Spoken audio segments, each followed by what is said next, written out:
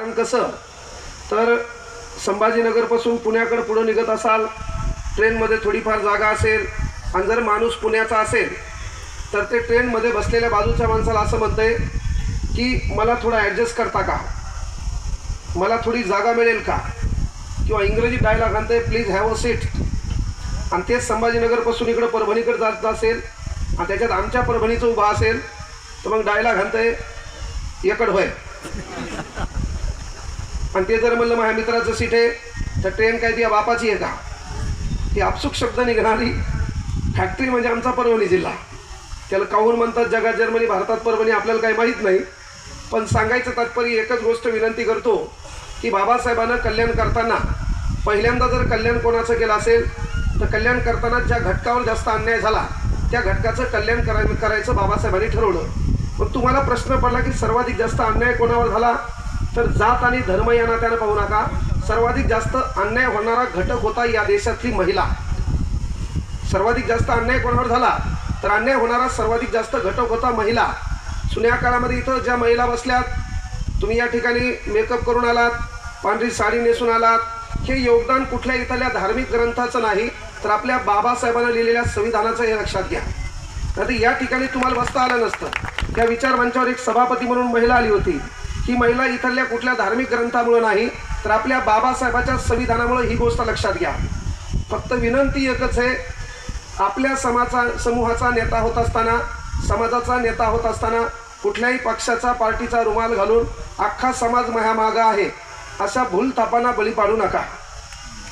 संघटना निर्माण करा, नेते व्हा, पैसे खा, पण विनंती एकच आहे. तर वामनदादा कर्डक छान म्हणालेले आहेत, संघटना हजार झाल्या, नेते हजार झाली, पुन्हा आपली म्हणावी चेहरे हजार झाली, तू पाहिलेली स्वप्न पूर्ण झाली तर गारे, भीमा तुझ्या मताची माणसाज मेली तर गारे, भीमा तुझ्या मताची माणसाज मेली तर गारे. म्हणजे आपल्या हृदयातला बाबासाहेबांचा विचार मारता कामा नये. मग बाबासाहेबांनी पहिल्यांदा काय केलं तर ज्या घटकावर जास्त अन्याय होतो त्या घटकाचं कल्याण करायचं ठरवलं आणि त्याच्यातला पहिला घटक आहे इथला महिला. आता महिलाचं कल्याण कसं, तर जुन्या कालावधीमध्ये जी पुरुष प्रधान संस्कृती होती, सध्याही ज्यांच्यात किडा आला असेल की आम्ही पुरुष आहेत, आगळा वेगळा इगो असेल तर त्यांनी लक्षात घ्या, बाबासाहेबांना आपला कार्यक्रम बरोबर केलेला आहे.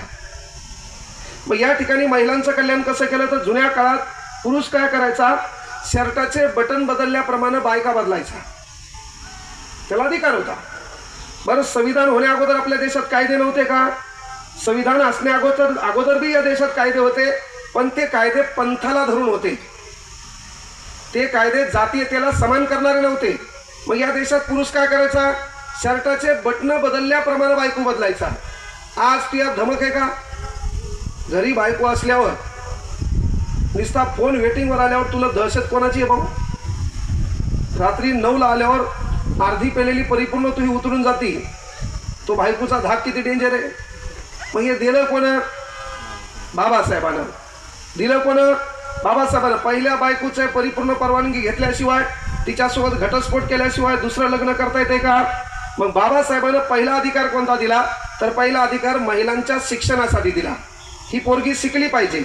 दुसरा अधिकार दिला, बापाच्या प्रॉपर्टीमध्ये तिला हिस्सा असला पाहिजे. आता आमची गोरगरिबाची लेक इथं आली, ती जयंतीला भावाकडे आली, वहिनी समजा दलिंदर आहे,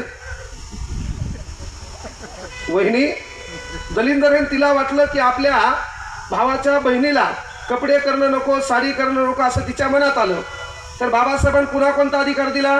बापाच्या संपत्तीमध्ये वारसा हक्क, बापाच्या संपत्तीमध्ये तिला वाटा आहे. मग जर आपला भाऊ आपली वहिनी आपल्याला कपडे घेऊन देत नसेल, जयंतीला आपला सन्मान करत नसेल तर 100 रुपयाचा एक बॉन्ड भेटतो, तहसीलमध्ये जायचं, वारसा हक्काचं प्रमाणपत्र घ्यायचं, बापाच्या अर्धी प्रॉपर्टी आपल्या ताब्यात घ्यायची, भावाकडे 5 एकर शेती आहे, 2.5 एकर एका महिन्यात ती अनावर होती, काय साड्या घ्यायच्या. कोणामुळं? डॉक्टर बाबासाहेब आंबेडकरांमुळं. वारसा हक्क मिळाला का नाही?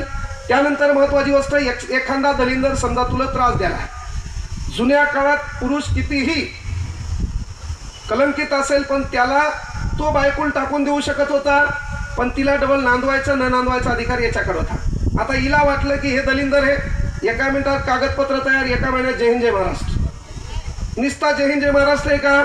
498 498 मध्ये तिनं ज्याचे ज्याचे नावं घेतले त्याचा 1 महिना कार्यक्रम पोलीस प्रशासन ठोकते. सासूचं नाव घेतलं उचला सासूला, ननंदचं नाव घेतलं उचला ननंद, जवायाचं नाव घेतलं एकही सोडत नाही. कळलं? पण एवढं सोपं त्याच्यानंतरही सोपं करून सांगितलं तर बाबासाहेबांनी काय दिलं? समजा एखादी महिला आहे, एखादी महिला गुन्ह्या गोविंदाने आपला संसार करायली, पण संसार करताना नवरा त्रास दिलाय आणि तिला वाटलं आता नवऱ्याची फिरकी घ्यायची. तिने 112ला फोन लावला, पोलिसांना सांगितलं की महा नवरा महा शारीरिक आणि मानसिक छळ करतो, मला नेमकंच मारले. तिने हातानेच वाढविलेल्या नाकायनं बोचकुरे घेतले आणि पोलीस स्टेशनला गेली. 2 मिनिटात पोलीस स्टेशनची गाडी येते, याला मागं बसून नेतात. मधात बसायला हे का नेत आहे काय? मागं बसून नेतात, याला मरस्तोर मारतात. जुना काळ होता का हे? बरं, एखाद्या बायकोनं सकाळी नवरा झोपलेला आहे, त्याच्या डोक्यावरली ब्लँकेट काढली आणि रप भगुने हाणले 2-4 त्याच्या डोक्यात, आणि नवऱ्यानं पोलीस स्टेशनला फोन केला की माझ्या बायकोनं मला मारलंय, तर पोलीसवाले पुन्हा त्यालाच मारतात. बाईल्या बायकोचा मार खातो आमच्याकडे येतो. म्हणजे अधिकार कोण दिला? बाबासाहेबांना. कोण दिला अधिकार? बाबासाहेबांनी. साधी सुधी गोष्ट नाही, हे लक्षात घ्या. तुम्ही या ठिकाणी जे थाटामाटात बसलात त्याचं कारण फक्त या देशाचं संविधान आहे. त्याचं मुख्य कारण काय आहे? या देशाचं संविधान आहे. मात्र एक विनंती करतो तुम्हाला की विचारमंचाकडे जरासं निहाळून पहा. विचारमंचावर बसण्यासाठी देखील आपल्या बाबासाहेबांनं काय दिलं? तर विचारमंचावर बसण्यासाठी पहिल्यांदा देशातलं कुठलंही स्टेज असो, देशातला कुठलाही विचारमंच असो, त्या विचारमंचावर बसायला पहिली ताकद लागते. त्या ताकदीचं नाव आहे सत्ता. काही क्षणापूर्वी या ठिकाणी तुमच्या विधानसभा मतदारसंघाचे आमदार इथं बसले होते. भारतातलं कुठलंही स्टेज असो, त्या स्टेजवर त्या विचारमंचावर बसायला पहिली ताकद लागते सत्ता. मग सत्ता आपल्या पदरात पडली असती का? बाबासाहेब ते 1930ला बोलून गेले, शासनकर्ती जमात बना, स्वतंत्र मजूर पक्ष स्थापन केला, पक्षाचे चिन्ह माणूस केलं, मानव जातीचं कल्याण करायचे या उद्देशाने चिन्ह ठरवलं. पण समूह आडवा आला, जात आडवी आली, पैसा आडवा आला आणि बाबासाहेबांना राजकारणात तिथं यश मिळालं नाही. पण बाबासाहेबांनी काय ठरवलं की विचारमंचावर बसायला पहिली ताकद लागते. त्या ताकदीचं नाव आहे सत्ता. मग सत्ता आपल्या नशिबात येणार का? मग करायचं काय? तर 1930ला पहिली गोलमेज परिषद पार पडली. या पहिल्या गोलमेज परिषदेला आपल्या भारतातून 2 बाया गेल्या. एका बाईचं नाव होतं राधाबाई सुब्बरायन आणि एका बाईचं नाव होतं बेगम शहनवाज. इथंही महिलांना घेऊन गेल्यावर महिलांचं म्हणणं काय होतं की आम्हाला पुरुषाला खांदा देऊन चालायचंय. आता तुम्ही पुरुषाला खांदा देऊन नाही, आमच्या पुढं 5 पावलं आहेत.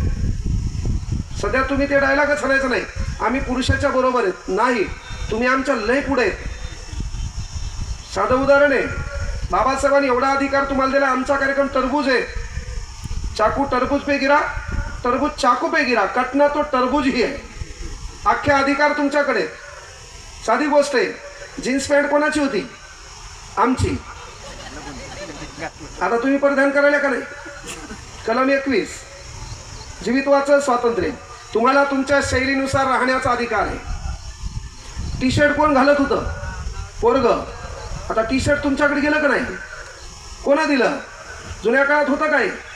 20 मार्च 1927ला बाबासाहेब आंबेडकर 14 तळ्याचं सत्याग्रह जेव्हा पाणी प्यायला खाली उतरल्याच्या नंतर त्यांनी वरती पाहिलं तेव्हा आपल्या महिलांची ओळख होती.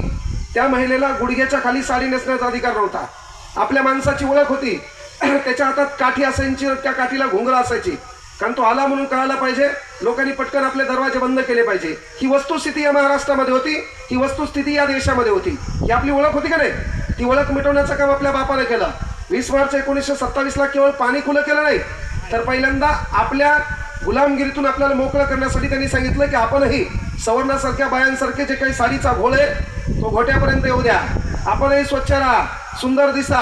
आज ब्युटी पार्लर आहे, तुम्ही बंबाट मेकअप करायला, तुम्हाला कोणी म्हणू शकतंय का? नाही. म्हणजे साधी गोष्ट आहे, बाबासाहेबांनी तुम्हाला दिलं काय? आमची जीन्स पॅन्ट होती, तुमच्याकडे गेली. आहे का जीन्सचं म्हणायचं धमक की हा ड्रेस पुरुषांचा आहे तू कसं काय घालायली?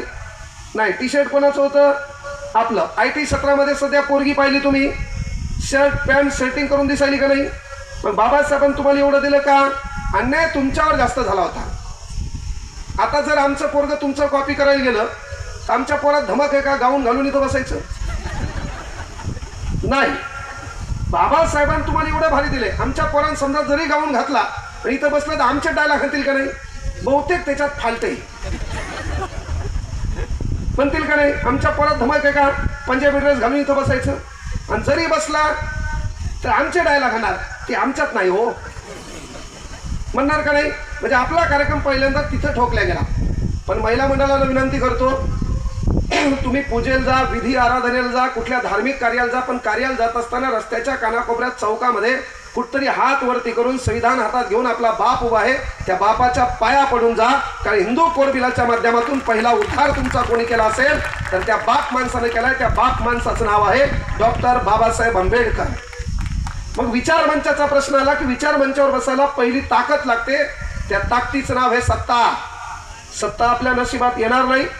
म्हणून बाबासाहेबांनी 1930ला गोलमेज परिषदेमध्ये एक मागणी केली, अस्पृश्यांसाठी स्वतंत्र मतदारसंघ. का केली? समजा हा एरिया आहे, या एरियाचं नाव आहे तक्षशिला नगर.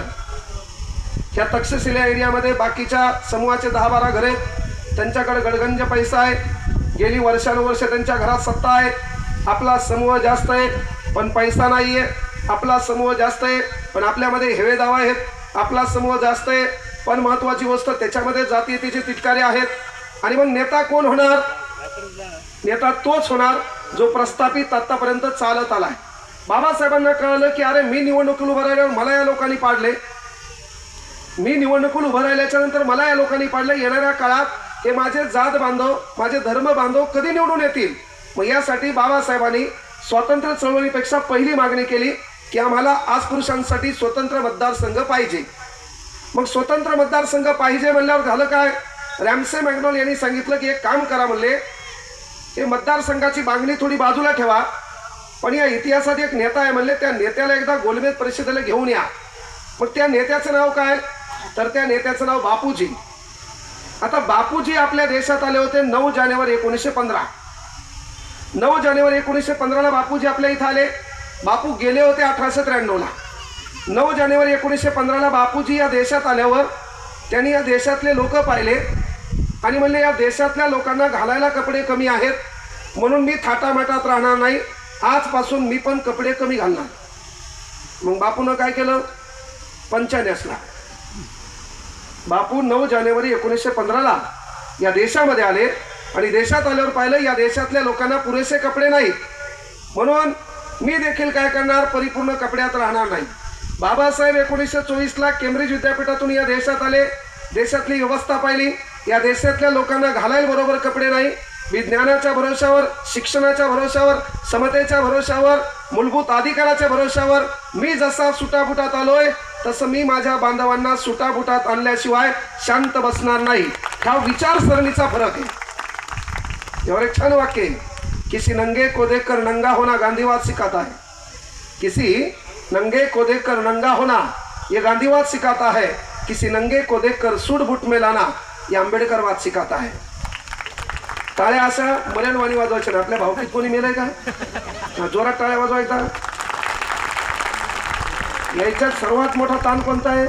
समजा टाळ्या वाजल्या आणि वाजताना मी एकटीच वाजताना दिसली आणि बाकीच्या कोणीच नाही वाजल्यात, बाकीचे लोक माझ्याकडे पाहतील. असं कोणी पाहिलं तर पाहू देन बापा. एकदा टाळ्या जोरदार होत्या विचार मंचासाठी. टाळी जे बी वाजवणार नाही त्यांनी लक्षात घ्या, मैजीत काळी आहे. तुला नाचता नाचता सौम्य अटॅक येऊ शकतो.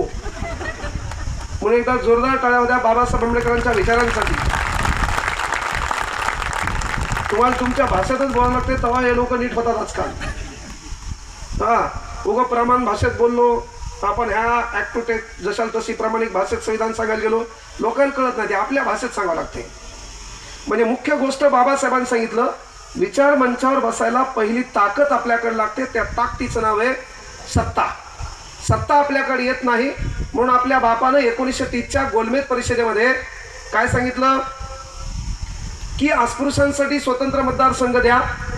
पण रॅमसे मॅकडॉल यांनी सांगितलं गांधीजीला बोलवा. 5 मार्च 1931ला करार झाला. गांधीजी दुसऱ्या गोलमेज परिषदेला गेले आणि गांधीजींनी अस्पृश्यांच्या स्वतंत्र मतदारसंघाला विरोध केला. गांधीजी वापस आले. गांधीजींनी आमरण उपोषण चालू केलं. देशाचा हिताचा विचार केला. बाबासाहेब त्यांना भेटायला गेले आणि 24 सप्टेंबर 1932ला बाबासाहेबांनी लोकांच्या हिताचा विचार करून लोकांचा विचार ऐकून बाबासाहेबांनी आपली मागणी स्थगित केली. पण बाबासाहेब थांबले नाही. पुन्हा तिसरी गोलमेज परिषद झाली. गांधीजी अटक होते. बाबासाहेबांनी पुन्हा मागणी मांडली, अस्पृश्यांसाठी स्वतंत्र मतदारसंघ. कारण काय? विचार मंचावर बसायला सत्ता लागते. विचार मंच कुठला असो त्या विचार मंचावर बसायला सत्ता लागते आणि सत्ता आपल्या नशिबात सहजासहजी येणार नाही. मग 29 ऑगस्ट 1947ला मसुदा समिती स्थापन झाली. मसुदा समितीचे अध्यक्ष बनले डॉक्टर बाबासाहेब आंबेडकर. बाबासाहेब आंबेडकर अध्यक्ष बनल्याच्या नंतर काहीच्या सुपीक डोक्यात नापीक विचार येतो. अलीकडे आमदार साहेब म्हणले की बाबा संविधान कोणी बदलणार नाही, संविधान कोणी बदलणार नाही मान्य आहे, पण पक्ष विचारसरणीमध्ये काही भांडगुळ आहेत आणि पक्ष विचारसरणीमधले काही भांडगुळ अलीकडे एक नवीन बाप तयार करायलेत. त्या बापाचं नाव आहे BN राव. वो BN राव हमारे बाप को पानी लाने के लिए रहते थे की पाणी आणायला होतं बाबासाहेबांना. आणि लोकांच्या घरातल्या काकाला जाऊन पप्पा म्हणणारे अवलादी आम्ही नाही. म्हणजे बाबासाहेबांनी जे दिलंय ते आपल्याला मान्य करावं लागेल. अलीकडे नवीनच बाप तयार केला आहे BN राव. मग काही जण म्हणले घटनेचे शिल्पकार बाबासाहेब नाहीत. अर्थ भांडगुळांनो, राष्ट्रपती भवनात जा. राष्ट्रपती भवनामध्ये अशोक भवन आहे का नाही? त्या भवनामध्ये एक मोठा फोटो आहे. मोठामध्ये 86 इंचाचा फोटो आहे. त्या फोटोमध्ये काय पहा बरं. तो फोटो कधीचा आहे पहा? 26 नोव्हेंबर 1949चा. तो फोटो आम्ही लावलाय का? बरं आमच्या आज्यानं लावलाय का? तुमच्याच बापजाद्यानं लावलाय. त्या अशोक भवनात जो फोटो आहे त्या फोटोत काय आहे? बाबासाहेब संविधानाची जी काही पुस्तिका आहे ती द्यायलेत आणि घ्यायलाय कोण? पंडित नेहरू, राजेंद्र प्रसाद, सरदार वल्लभभाई पटेल. मग आता तरी मान्य करा आमचा बापच घटनेचा शिल्पकार आहे. आता तरी मान्य करा ना. मग तिथं तुमचा BN राव काऊन दिसला नाही? तिथं BN राव पाहिजे होता संविधान देताना. आणि हे देताना कोण आहे? बरं त्या काळी पक्ष तुमची, सत्ता तुमची, मीडिया तुमची, पॉवर तुमची. एका मिनिटात फोटो काढायचा होता. पण चला तुमचे बापजादे तेवढे तरी कृतज्ञ राहिले, त्यांनी बाबासाहेबांचे उपकार मानले, म्हणून तुमच्यासाठी तेवढं अभिवादन आहे. म्हणजे अशोक भवनात फोटो कोणाचा आहे? बाबासाहेबांचा का नाही? संविधान देताना आणि घेताना ते. म्हणून चंद्र सूर्य तारे असेपर्यंत कोणी कितीही पकू द्या, काही हो द्या, काही हे होणार नाहीये. संविधानाचे शिल्पकार सर्व शेवटी देशातल्या प्रत्येकानं मान्य गरजेचं आहे आणि ते मानत आलो. आणि तरी समजा थोडंफार इकडे तिकडे झालं तर आपण उलट्या खोपडीचे. तुमच्यासारखं तर डेंजर देशात कोणी नाही. बाबासाहेबाचं नाव घेतलं तुम्ही डोक्यावर घेता, पण बाबासाहेबाकडे उंगली केली कार्यक्रम डिलीट. नादच खुळा आहे का नाही? सांगायचं तात्पर्य जरासं काय करा, नेते लोकांना देखील ओळखा. नेते लोकांनी आपला कार्यक्रम कसा ठोकला? नेते लय हुशार आहेत, आपल्यापेक्षा 4 पटीने हुशार आहेत. कसे हुशार आहेत? त्यांनी काय केलं, नेता आपल्या घरात आला, घरात आल्यावर त्यानं घरात पाहिलं, आपल्या घरात फोटो दिसला साहित्य रत्न अण्णाभाऊ साठेचा. नेता हुशार आहे. नेता कमरेतून वागतो आणि आपल्याला डायलॉग आणतो, जय लहूजी. आपल्याला वाटतंय बेनं आपलंच आहे. नेता लय हुशार. नेता आपल्या घरात आला, घरात फोटो दिसला अहिल्याबाई होळकरांचा. नेता कमरेतून वागतो, जय मल्हार. आपल्याला वाटतंय बेनं आपलंच आहे. घरात फोटो दिसला छत्रपती शिवाजी महाराजांचा, मग तर विषयच नाही, तुमचं आमचं नातं काय, जय जिजाऊ जय शिवराय. आपल्याला वाटतंय बेनं आपलंच आहे. घरात फोटो दिसला बाबासाहेब आंबेडकरांचा, नेता बाहेरून आला, बापा मग अभिवादनाचा प्रकार वेगळाच आहे. पोरग रगेल है, कडक जय भीम. अभ्यासू है, क्रांतिकारी जय भीम. साधारण माणूस आहे, निळा जय भीम. वयानं मोठा आहे, मानाचा जय भीम. आपल्याला वाटतं बेनं आपलंच आहे. आता आपण नेत्याचा कार्यक्रम फसवायचा. नेत्यानं घरात एंट्री मारली, घरात आजूबाजूला 10-12 फोटो ठेवायचे. बाबासाहेब आंबेडकर, छत्रपती शिवाजी महाराज, छत्रपती संभाजीराजे, अण्णाभाऊ साठे, पुण्यश्लोक अहिल्यादेवी होळकर. आतला नेता जेव्हा बाहेरचा नेता घरात येईल की कोमात गेलं पाहिजे, नेमकं आतलं बेनं आहे कोणाचं. परिवर्तन करणं आपल्या हातात आहे. परिवर्तन करणं आपल्या हातात आहे. विनंती एकच आहे, याच्या त्याच्या ताटाखालचं मांजर होण्यापेक्षा पंचशिलाचा रुमाल गळ्यात घालून भीमाचा वाघ झालेलं कधीही चांगलं. ही गोष्ट आवर्जून लक्षात घ्या. कारण बाबासाहेबांना केलं काय, तर पहिलं काम केलं, विचार मंचावर बसायला पहिली ताकद लागते सत्ता. मग सत्ता येणार कशी, तर बाबासाहेबानं स्वतंत्र जागा नको म्हणली, मागणी बाबासाहेबांनी म्हणली, पुन्हा म्हणले स्वतंत्र नको, आम्हाला जागा राखीव पाहिजे. आता पहा बाबासाहेबांना भविष्याचा वेध किती घेतला. स्वतंत्र आणि राखीव मध्ये फरक काय. समजा हा एरिया आहे, एरियाचं नाव आहे भारतनगर. जर हा स्वतंत्र एरिया केला असता, SC साठी स्वतंत्र, वर्षानुवर्ष SCचा इथं कॅन्डिडेट निवडून आला असता, आणि तो समजा आपल्या समाजाला बैमान झाला, बंबाट पैसा त्यानं लुटला, सिमेंट रोड खाय, डांबर रोड खाय, काहीच ठेवलं नाही है ना. आपला व्यक्ती आमदार झाला आणि तो समजा बैमान झाला आणि त्यानं आपल्या समाजाचं कामच केलं नाही. स्वतंत्र असल्यामुळे काय होणार, त्याच्याकडे पैसा असणार, वारंवार तोच निवडून येणार. पण त्याच्या बाजूला एक एरिया आहे, त्याचं नाव आहे महात्मा फुले नगर. तिथं आपला समूह आहे, पण हा स्वतंत्र आहे. मग तिथला एरियातला एखादा व्यक्ती आपला आमदार होईल का, नगरसेवक होईल का. मग बाबासाहेब म्हणले राखीव करा, 10 वर्ष एरियासाठी ठेवा. ह्या एरियातला आपल्या समूहाचा विकास झाला, हे बंद करून टाका, त्या एरियाला राखीव द्या. तिथं आपल्या SCचा व्यक्ती उभा राहील, तो निवडून येईल आणि त्या एरियाचा विकास होईल. पहा भविष्याचा वेध, भविष्याचा वेध. एवढ्यावर बाबासाहेब थांबले नाही. मग काय करायचं म्हणले, विचार मंचावर बसायला पहिली ताकद सत्ता लागते. मग एक काम करा म्हणले, या देशाची लोकसभा किती खासदारांची आहे, 543. या देशाची लोकसभा किती खासदाराची आहे, 543. या लोकसभा सभागृहाची स्थापना कलम 81 नुसार होती. या सभागृहाला आपण प्रथम सभागृह म्हणतो. म्हणजे आपल्या देशात आपण आपल्या गल्लीचा प्रश्न दिल्लीपर्यंत मांडायचा असेल तर त्यासाठी साधन आहे लोकसभा. मग या देशाची लोकसभा 543 खासदाराची आहे. बाबासाहेबांनी काय ठरवलं की आपल्या समूहातलं ज्याच्यावर अन्याय झाला त्या समूहातला व्यक्ती खासदार झाला पाहिजे. काय करायचं, तर 543 खासदारापैकी तुम्ही काही झक मारा, 85 खासदार तुम्हाला या देशात SC या प्रवर्गातून निवडून द्यावे लागतात. ही ताकद आहे बाबासाहेबाच्या संविधानाची. 85 खासदार कोणाचे झाले, आपले. म्हणजे तुम्हाला सत्ता दिली का नाही, शासनकर्ती जमात बाबासाहेब म्हणले, सत्ता दिली. बाबासाहेब तेवढ्यावर थांबले नाही. या देशात एकूण आमदार आहेत 4120. या देशामध्ये एकूण आमदार किती आहेत, 4120. काहीच्या सुपीक डोक्यात नापैकी 4 येईल. मी आता 288 ऐकली होती. तू महाराष्ट्राच्या बाहेर निघ. या महाराष्ट्राच्या विधानसभेमध्ये आमदार आहेत 288. या महाराष्ट्राच्या विधान परिषदेमध्ये आमदार आहेत 78. या महाराष्ट्राच्या लोकसभेतून 48 खासदार कुठे जातात, लोकसभेमध्ये जातात. या महाराष्ट्रातून 19 खासदार राज्यसभेवर जातात.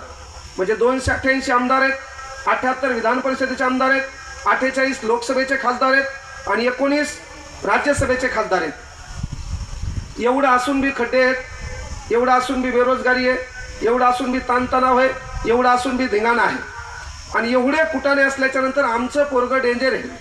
ह्या पोराच्या डोक्यात गॅस भेटणं हा प्रश्न नाही, ह्या पोराच्या डोक्यात बेरोजगारी वाढली हा प्रश्न नाही, ह्या पोराच्या डोक्यात लग्न होईना हा प्रश्न नाही, ह्या पोराच्या डोक्यात घराचे पत्र बदलायचे हा प्रश्न नाही, बापाची फाटलेली बनेल बदलायची हा प्रश्न नाही, ह्या पोराच्या डोक्यात बेरोजगारीने थैमान घातलंय हा प्रश्न नाही, ह्या पोराच्या डोक्यात 2 GB नेट आहे, त्याच्या डोक्यात एकच प्रश्न आहे, 8 व्हिडिओ पाहिलेत, 50 पाहायचे राहिलेत.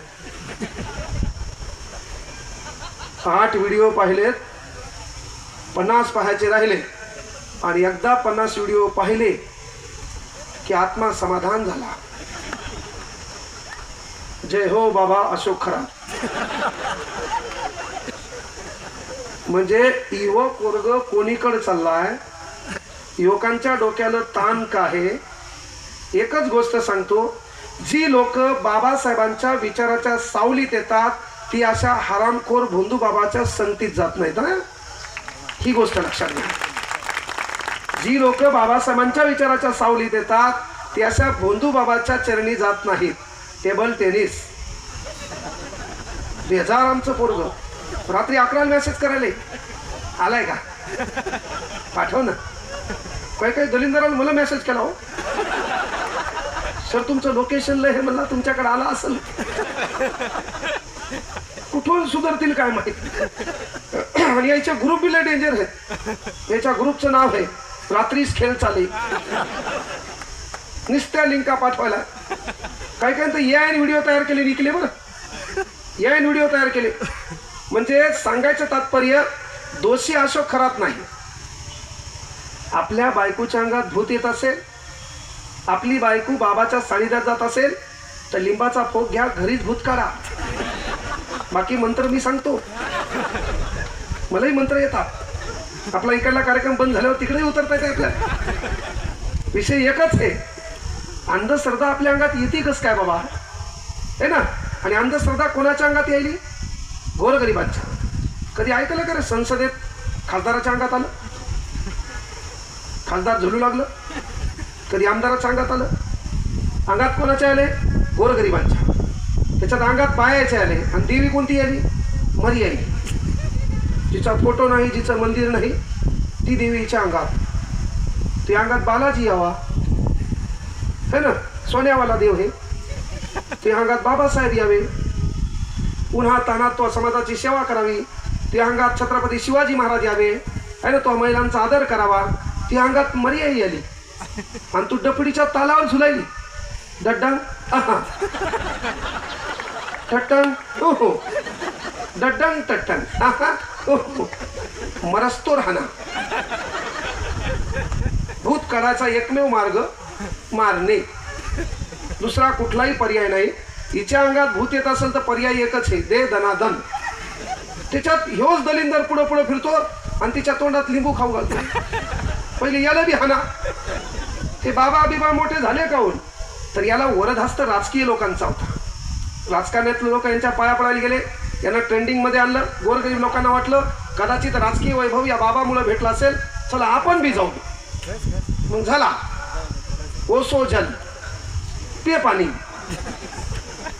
अख्ख्या खानदानाला पाणी पाजलं. ते जर अटक नसतं झालं तर अख्ख्या महाराष्ट्राला पाणी पाजत येत होतं. घ्या मग थम्सअप, सुधरा. काळ एवढा बेकार आहे, म्हणजे आज खरे बाबासाहेबांच्या विचाराच्या सानिध्यात राहिलो जरास आपण कंट्रोल आहे, तरीही आपल्या बाय आहेत शुक्रवारी झुलायल्या. शुक्रवारी अंगात आले, हा, रविवारी पुन्हा एकीकडे चालल्या, रविवारी दुसऱ्याच मंदिरात चालल्या, आपलं मंदिर सोडून, आहे का नाही. पेशंट आडवा, डॉक्टर उभा. बाबासाहेबांनी 1935ला लय विचार करून, आहे ना, धर्म त्यागण्याची घोषणा केलेली आहे. 21 वर्ष अभ्यास करून 14 ऑक्टोबर 1956ला आपल्याला जगातला सर्वात, आहे ना, शांतता प्रिय असलेला धम्म दिलेला आहे. केवळ 10, 15, 20 हजार रुपयामुळं आपण रविवार दुसरीकडे जाऊन साजरा करत असाल तर मै जीभ काळी आहे, झोपेत मरणार तुम्ही. बाबासाहेबांनी एवढं दिलंय, आपलं काम आहे ती कृतज्ञता आपण जपली पाहिजे. पण आपण तिकडे जात असाल तर आपलं कुठतरी चुकायलंय. आणि नवऱ्याचं काम आहे आपल्या बायकोकडे लक्ष ठेवायचं.